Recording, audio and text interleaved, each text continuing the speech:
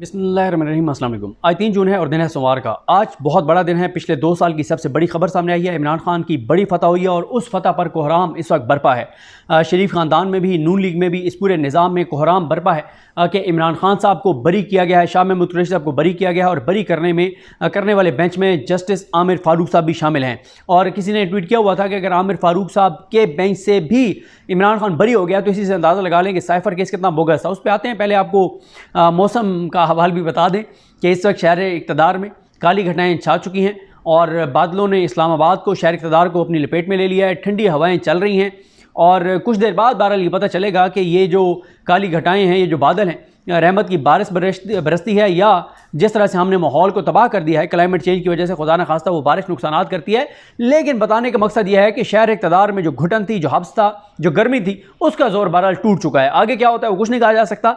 लेकिन इस वक्त मैं अब कैमरा आपको मूव करके नहीं दिखा सकता। आप जो इस्लामाबाद में उनको इस बात का पता है, बाकी गूगल कर सकते हैं कि इस वक्त टेम्परेचर क्या है, मौसम क्या है। बहुत ज़बरदस्त हवाएं चल रही हैं और पूरा, अगर आज मियाँ नवाज शरीफ बरी हुए होते तो कल साले जाफिर साहब की खबर लगती अखबार में कि इमरान खान के नवाज शरीफ की बरीयत पे अल्लाह ताला को भी इतना प्यार आया इस्लामाबाद पे कि काली घटाएं छा गई, बारिशें आ गई, बादल। ये इस मौसम का कोई उससे तल्लुक़ नहीं है जो इमरान खान की बरीयत हुई है। मैं तो किसी और सेंस में कह रहा हूँ कि बहरहाल अचानक जो है वो काली घटाएं छा गई हैं इस फैसले के बाद। और इसको आप पॉलिटिकल सेंस में भी ले सकते हैं, आप कुछ और चीज़ों में भी ले सकते हैं कि चीज़ें किस तरह से आगे बढ़ रही हैं। बहुत बड़ा धचका है गर्मी के ज़ोर को, ये ठंडी हवाएं, ये बादल, ये काली घटाएं, कि उसका ज़ोर टूट गया है। आज का फैसला भी ऐसे ही था। पिछले 2 साल का सबसे बड़ा इमरान खान पर जो केस था वो साइफर केस बनाया गया और इसी केस से लड़ाई हुई इमरान खान की और इदारों की। ये वो केस है जिसमें शरीफ ख़ानदान चाहता था, जिसमें नून लीग चाहती थी, जिसमें निज़ाम चाहता था कि इमरान खान को सज़ाए मौत सुनाई जाए। करोड़ों रुपए इस एक केस पर खर्च किए, करोड़ों रुपए प्राइवेट वकला हायर किए गए। इस केस के ऊपर जो डिक्लेयर्ड पैसा है वो इतना खर्च किया गया है कि उस पैसे से अगर ये जो पाकिस्तान के अंदर इज्तिमाई शादियाँ होती हैं, जो बेसहारा बच्चियाँ होती हैं या गरीब बच्चियाँ होती हैं, उनकी शादियाँ की जाती हैं, 4 से 5 हज़ार बच्चियों की शादियाँ हो सकती थी इस पैसे से, जो पैसा इन वकीलों के ऊपर और इस सारे केस में, इस प्रोसेस के ऊपर खर्च किया गया है। और जो अनडिक्लेयर्ड है, जो खुफिया पैसा दिया गया है, पता नहीं किस किस को दिया गया होगा, कैसे कैसे दिया होगा, वो अल्लाह की ज़ात बेहतर जानती है कि किस किस को कितना पैसा दिया गया है। लेकिन सारा पैसा बर्बाद हो गया, सारी मेहनत पे पानी फिर गया, सारा बयानिया बर्बाद हो गया और इमरान खान पर किस्मत मेहरबान थी, है, आगे रहती है नहीं रहती और इमरान खान और शाह महमूद कुरैशी साहब इस केस में बरी हो गए।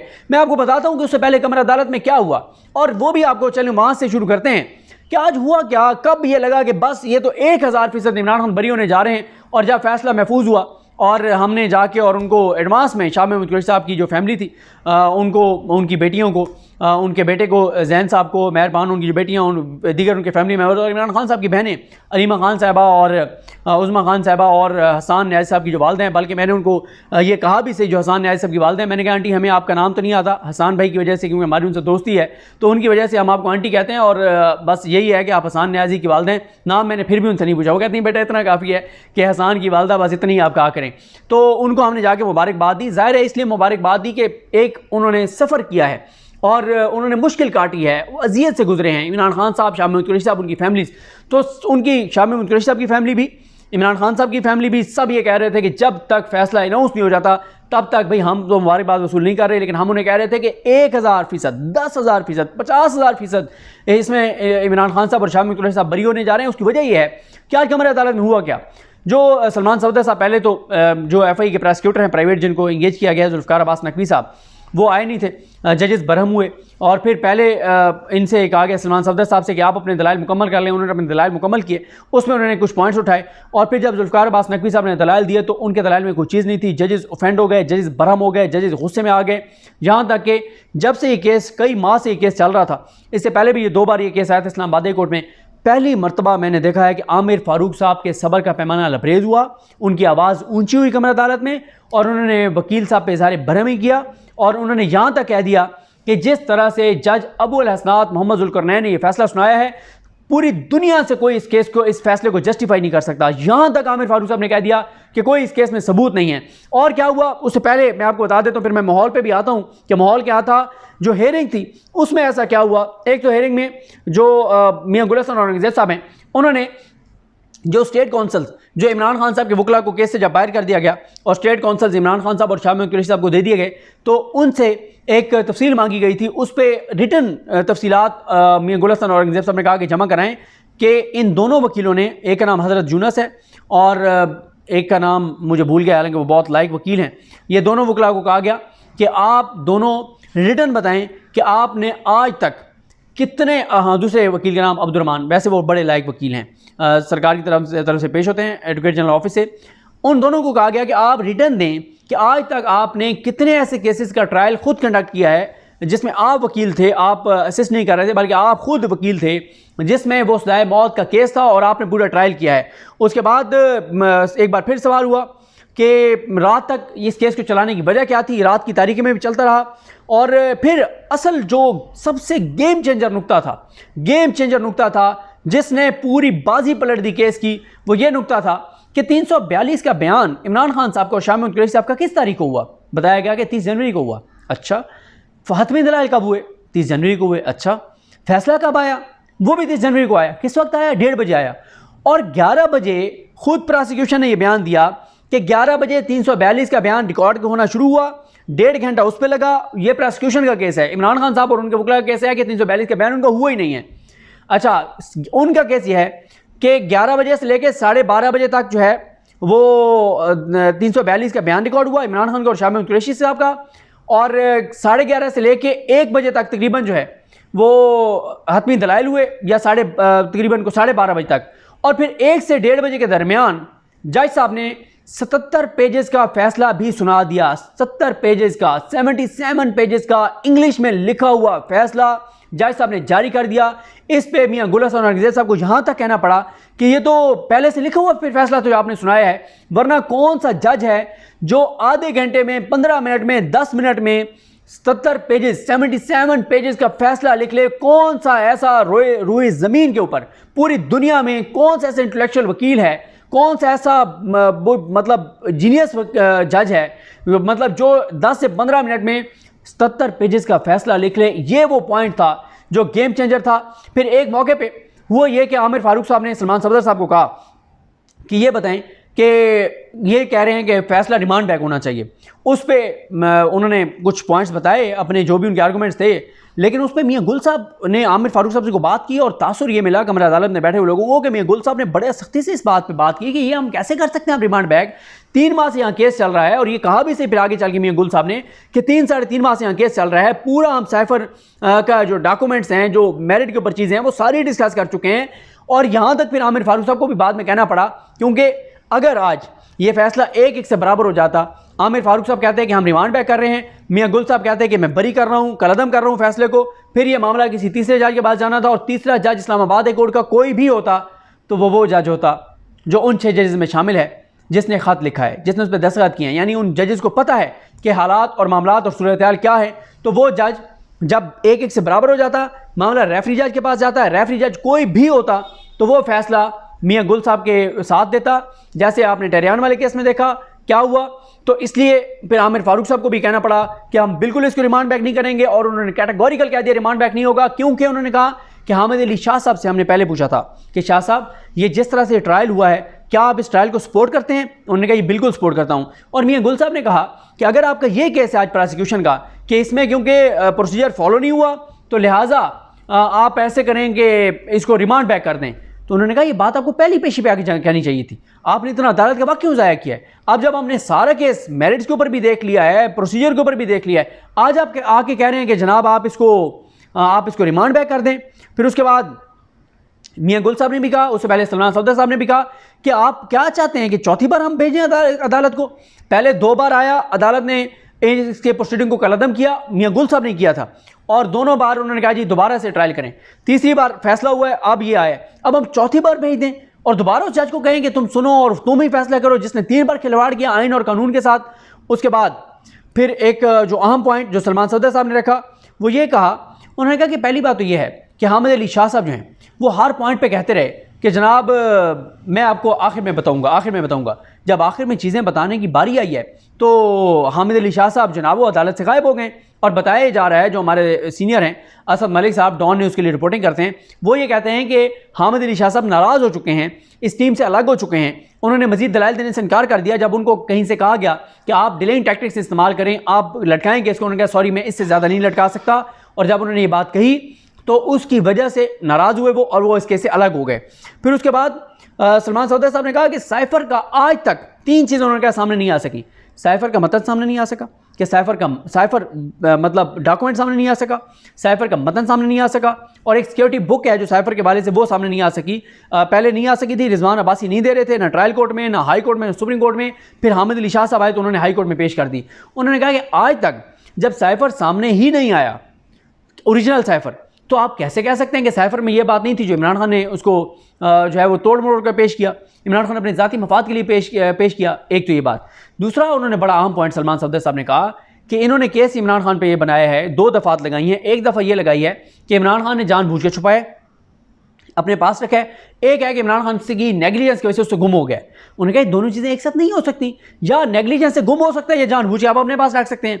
इन्होंने ज़्यादा सज़ा देने के चक्कर में, क्योंकि जज साहब को कहा गया था आपने इतनी सज़ा सुनानी है, उसने बैठ के देखा अच्छा इतनी सज़ा मैंने सुनानी है तो 2 साल मैं इस शिक से लूँ, 2 साल इस शिक से लूँ, 10 साल इस शिक से लूँ, इसमें इतने साल इस शिक से लूँ। तो जज साहब ने जो है वो एक मिक्स मिसाला बना के और सज़ा सुना दी, सज़ा पूरी करने के लिए जो उसको टारगेट दिया गया था।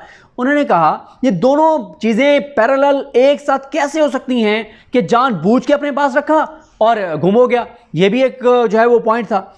उसके बाद उन्होंने कहा सलमान सफदर साहब ने कि ये बताएं कि अगर इनका केस इतना मजबूत था, इन्होंने आपके सामने दरखास्त क्यों डाल दी कि हम इजाफी डॉक्यूमेंट्स पेश करना चाहते हैं, हम इजाफी शवाहिद आपके सामने रखना चाहते हैं, हम डोनाल्ड लू का बयान रखना चाहते हैं। इसका मतलब ये है कि इनका केस ये साबित नहीं कर सके, ना ट्रायल कोर्ट में ना यहाँ अपील में। अब इनको याद आ गया कि डोनाल्ड लू का बयान दे देते हैं और इस तरह से कर देते हैं। उसके बाद उन्होंने कहा कि ये कहीं नहीं दिखा सके कि किस मुल्क को, पाकिस्तान को कैसे नुकसान हुआ है इमरान खान की इस बात से, और किस मुल्क के साथ पाकिस्तान के तल्लुकात ख़राब हुए हैं, और अगर किसी मुल्क के साथ तल्लुकात ख़राब हुए हैं तो कैसे हुए हैं। क्योंकि पहले अदालत ने भी एक बार सवाल उठाया था कि क्या हमारी कोई ट्रेड वहाँ से कम हो गई है अमेरिका के साथ, क्या हमारे वहाँ से ओवरसीज़ पाकिस्तानियों को वहाँ उन्होंने डिपोर्ट कर दिया है, कोई उन्होंने हमारे पास सैंक्शंस लगा दी हैं, या आपने जब डिमार्च किया उन्होंने वहाँ बुला के हमें कोई सरजनिश की है, हुआ ऐसा क्या आप कहते हैं कि ये बड़ा नुकसान हुआ है। आप आज तक नहीं बता सके।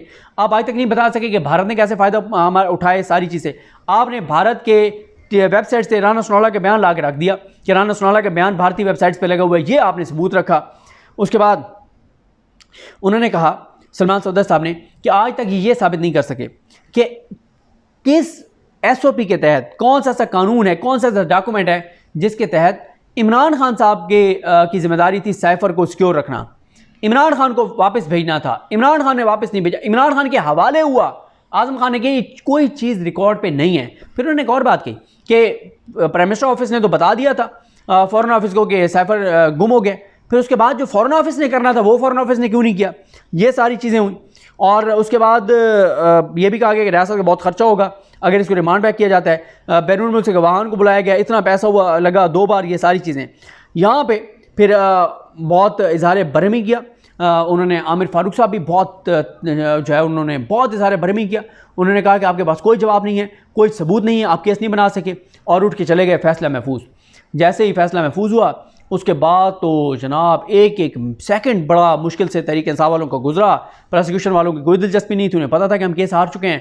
तहरीक इंसाफ वाले तो जनाब फिर तादाद बढ़ने लग गई। तहरीक इंसाफ के बुकला बहुत बड़ी तादाद में पहले थे। कमरा अदालत खच भर गया, AC काम करने छोड़ गए, हब्स था, पसीने थे बहुत। एक वहाँ पे ज़ाहिर है पहले ही इतनी गर्मी थी, अब बाहर हवा चल रही है तेज़ और काली घटाएँ हैं और बादल हैं। उस वक्त तो बड़ी शदीद जो है वो गर्मी थी। और उसके बाद ये हुआ कि वहाँ पे बड़ा वो सारे जो है इंतज़ार करते रहे, और ऐसे माहौल था जैसे पाकिस्तान और इंडिया का वर्ल्ड कप फाइनल है। और बार बार फैसल जावेद को अनाउंस करना पड़ा।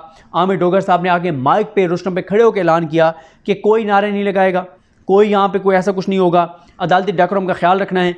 और पूरा इंतज़ार, फिर सारे उस दरवाजे को देखते रहे जिस दरवाजे से जजेस ने आना था।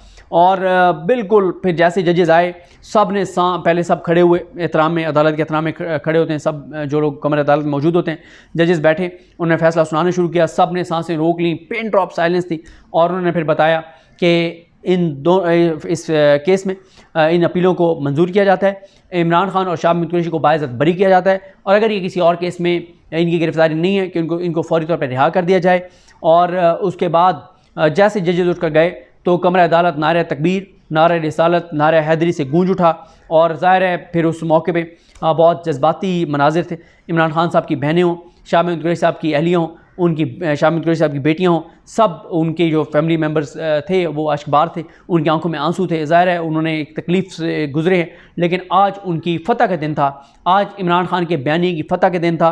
इमरान खान के ऊपर लगने वाले इल्ज़ामात झूठ साबित हुए हैं। ये सारी सूरत हाल थी, ये सारा माहौल था। अब इसमें मैं कुछ चीज़ें मैंने कोशिश की कि मैंने इसमें करूँगा कि इसके असरात क्या होंगे, लेकिन वो मैं नहीं कर सका इसमें बात के असरात क्या होंगे। लेकिन इमरान खान के लिए, शाह महमूद कुरैशी साहब के लिए बहुत बड़ा दिन है। और इस वक्त जाती उम्रा में तो पता नहीं क्या हालात होंगे, वहाँ के तो मनाज़र नहीं आ रहे, लेकिन नून लीग वालों के ट्विटर खामोश हैं। कुछ उनके जो हामी हैं वहाँ कोहराम बरपा है, रोना धोना शुरू है, और एक ही पॉइंट निकाल के ले आए हैं कि ये आमिर फ़ारूक को गालियाँ देते थे, टाउट कहते थे, और उस आमिर फ़ारूक के फ़ैसले पे जश्न मना रहे हैं। मैंने एक ट्वीट किया था जिसमें मैंने कहा था कि हम अदालतों की इज़्ज़त करना चाहते हैं, ये अदालतें हमारी हैं, ये इदारे हमारे हैं, हम अदालतों की इदारों की इज़्ज़त करना चाहते हैं। ये इदारे मजबूत होंगे, पाकिस्तान मजबूत होगा, हमने पाकिस्तान रहना, हमने कहीं नहीं जाना। आमिर फ़ारूक साहब अच्छे फ़ैसले देंगे आइन के मुताबिक, अपने हलफ के मुताबिक, हम उनकी तारीफ़ करेंगे। आज का फ़ैसला नो डाउट एक बड़ा फ़ैसला है। उन्होंने अपने हलफ के मुताबिक फ़ैसला किया है, उन्होंने एक आज़ाद जज के तौर पे फ़ैसला किया है, उन्होंने आइन और कानून के मुताबिक फ़ैसला किया है। तो यहाँ पर आमिर फ़ारूक साहब की तारीफ़ बनती है। जब भी कोई जज अच्छा फ़ैसला करता है वो पूरे पाकिस्तान को नज़र भी आ रहा होता है, हम उनकी तारीफ़ करते हैं।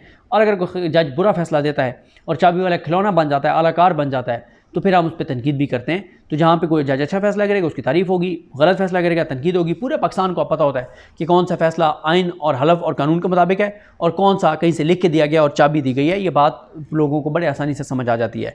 तो ये जनाब आज की सूरत हाल है। मुझे अपनी दुआ में याद रखें। अल्लाह करीम हम सबका हामी नासर हो। अल्लाह हाफ़िज़।